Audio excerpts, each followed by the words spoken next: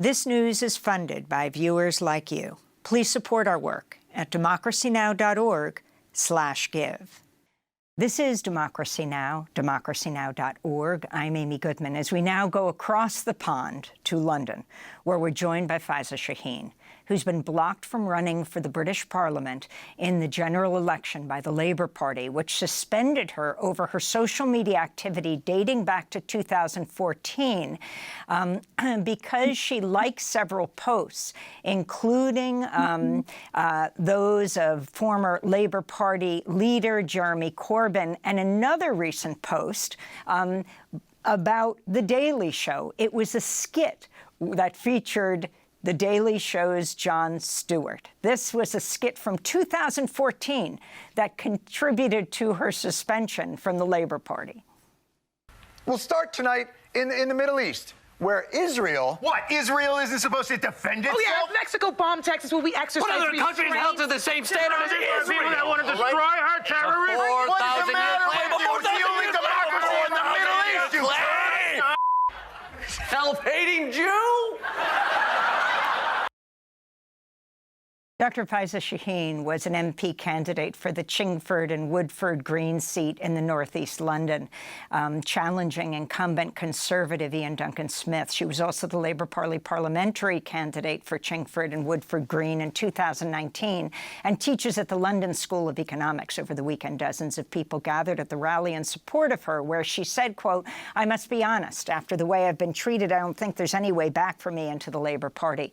Shaheen's new op-ed for The Guardian is headlined, "I was mistreated, and that's why hundreds of people will no longer vote Labour, they've told me." Welcome to Democracy Now!, Dr. Faiza Shaheen. Explain what happened. Explain what it was that you were linking to, the views you hold, and why you've been suspended by the Labour Party, what was once your party. Yeah, I mean, like the US, of course, we have a first-past-the-post system. So the Labour Party is meant to be a broad church to include views like mine. So I would be considered to be, the squad side, the left of the party. I have very progressive views, as you can imagine, because of being on the left around wealth inequality, public ownership, Palestine, environmental issues. But I was selected to run in this seat, which is my home seat where I grew up 2 years ago. And I also ran back in 2019, where we were one of the few seats to have a swing to Labour that awful night. And what happened, there is various processes that they go through in order for you to be picked. So I've already been through a process where they looked at my tweets, etc. Now, what's happened in the last few weeks is there's been another push to get rid of me. This has been ongoing since I've been selected. I've been bullied. I've been, harassed. And this time they found a few tweets, including that sketch of Jon Stewart, that basically they took to show that I was engaging in anti-Semitism. And other tweets they included that went all the way. It was 14 tweets, by the way, from 2014 till now.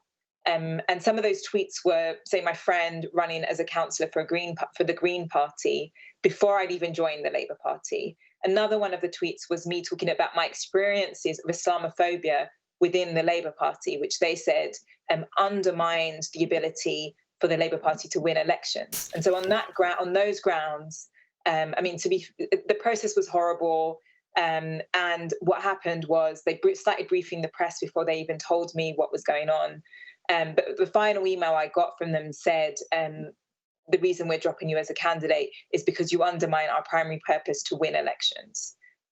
This comes as a clear contrast, the way I was treated, to other people in the Labour Party who have done a lot worse than like a tweet, have said racist things and who have been let off, but who happen to be on the right of the party. The comedian Jon Stewart responded to the news of your suspension by saying on social media, quote, "This is the dumbest thing the UK has done since electing Boris Johnson. What the actual F?" he said.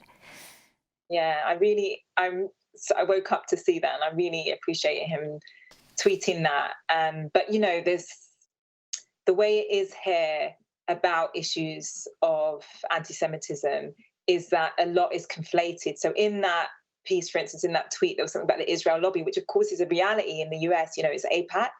but that is seen to be anti-Semitic or is being pushed as that. And so I have been labelled because of that. I mean, I also don't even remember liking that tweet. So it's just very frustrating for the liking of a few things here and there, which is very sparse, very hodgepodge. If you look at this dossier that they brought together about me, and it's just obvious that something else is going on. And it's actually really painful. I feel a bit better the last couple of days because of the incredible support I've got in the community. But, I've worked on this seat for a total of more than 4 years and worked so hard to get it to a point where we were just about to win it.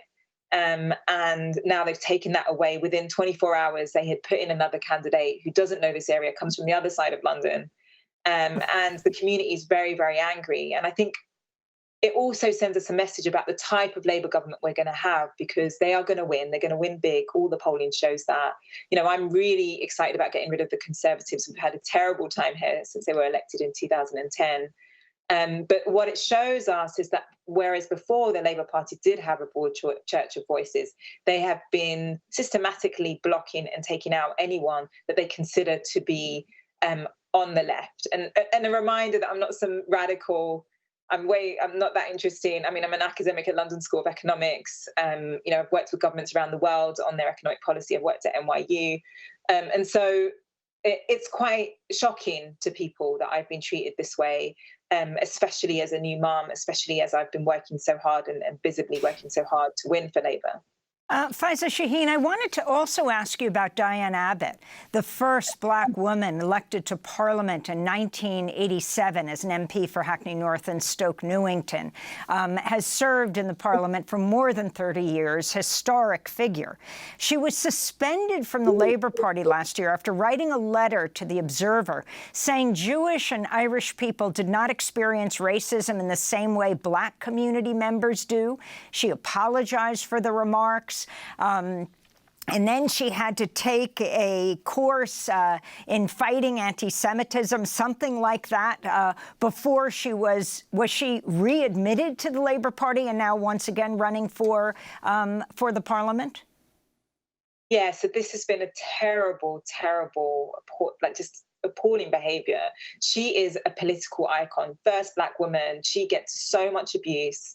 She wrote that letter. She, apologised that the wording was all wrong, and she then went on to do various different processes that meant that she should have been restored with the whip. They've been saying, whether the investigation's ongoing, apparently finished ages ago. They've really messed this woman around. I mean, she's considered like an auntie to all of us. I mean, she's just a big icon. And so that people really got behind her and tried to push Labour to change its mind. Finally, it has, but only because of the people coming together and protesting. But this, again, is another example of where the left is being purged from the Labour Party, but also where double standards exist within the Labour Party. Because if you look at what other white male MPs have done, for instance, they have been let off, whereas she was really, really humiliated in many ways, and it's really just not on. And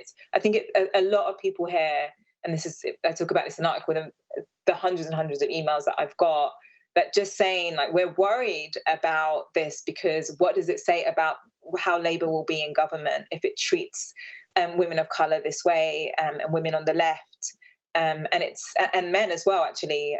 So I think there's a broader point here that needs to make it. It's not just about me or my community and how angry we are here. It's about the kind of government we're going to have for the next 4 to 5 years. Dr. Shaheen, we just have 20 seconds, but so that you're not mischaracterizing what you're calling for, hundreds of thousands of people in Britain have protested Israel's war on Gaza. What are you calling for right now?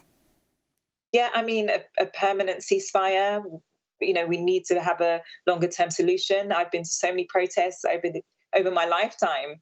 And yeah, I mean, absolutely, we need some kind of two-state solution, although I recognise there's issues with settlements in the West Bank, but we need to find a way for these countries to coexist, and we need to stop the killing. I mean, it's not a radical position. It's not a radical position that we say that we need to stop killing innocent civilians.